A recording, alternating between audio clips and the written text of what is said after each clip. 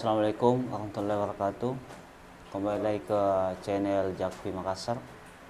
Pada kesempatan ini ada dua poin yang ingin kita bahas, teman-teman. Pertama, terkait dengan siapakah yang suka peran, dan kedua, apakah Islam sebagai agama peran. Pertama, secara fitrah bahwa tidak ada manusia yang suka peran. Tidak ada manusia yang mau melakukan sebuah pertikaian. Semua manusia menginginkan kedamaian. Oleh karena itu, agama Islam bisa dikatakan sebagai agama yang damai, yang ditawarkan oleh kenabian. Begitupun yang dijelaskan dalam buku Mustafa Camran, Gadeh, dalam bahasa Gadeh di situ beliau mengatakan bahwa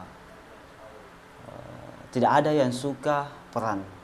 Itu yang menjadi pembahasan pertama, bahwa sesungguhnya tidak ada manusia yang menginginkan peran. Cuma poin kedua yang ingin kita bahas, teman-teman, terkait dengan apakah Islam agama peran. Itu sebenarnya Islam bukan agama peran, ya. Tapi ketika Islam melihat saudara-saudaranya yang ditindas, dia akan melakukan perlawanan, dan perlawanan itu pastinya akan melahirkan sebuah peperangan. Walaupun peperangan yang diartikan pada umumnya, teman-teman, itu bagaimana dia untuk mencapai sebuah kemenangan.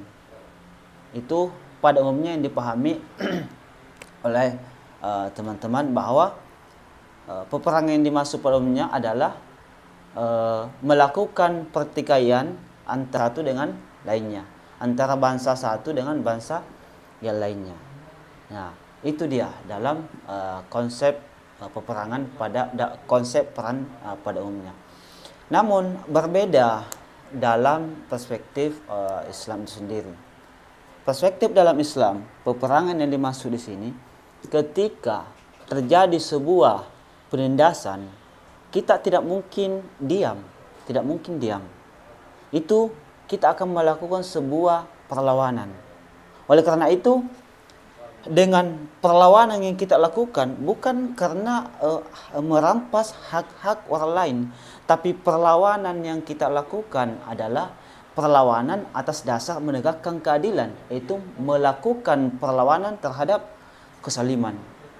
Mungkin kita bisa hidup bersama orang yang berbeda keyakinan dan agamanya dan pandang dunianya, tapi kita sulit untuk hidup bersama orang-orang yang zalim. Kenapa kita sulit hidup bersama orang-orang zalim, teman-teman?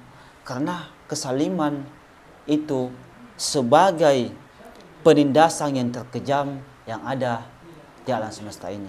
Oleh karena itu, sebagaimana tadi disampaikan, bahwa kita mungkin berbeda secara keyakinan, secara agama, secara kelompok, secara komunitas, tapi kita akan sulit untuk hidup bersama orang yang zalim dan orang yang melakukan penindasan. Oleh karena itu, disitulah perannya Islam, yang dimana dia akan melakukan sebuah perlawanan terhadap kezaliman itu. Dan itu terbukti sampai hari ini, teman-teman, yang mampu melakukan perlawanan terhadap kezaliman genosida yang dilakukan oleh negara satu ke negara lainnya, itu hanya Islam sampai hari ini. Dan Islam yang dimaksud di sini adalah Islam kenabian. Islam kenabian inilah yang kemudian terus melakukan perlawanan terhadap penindasan.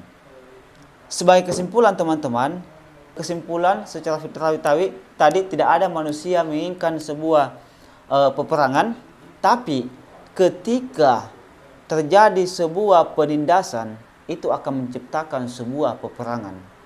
Sekian. Assalamualaikum warahmatullahi wabarakatuh.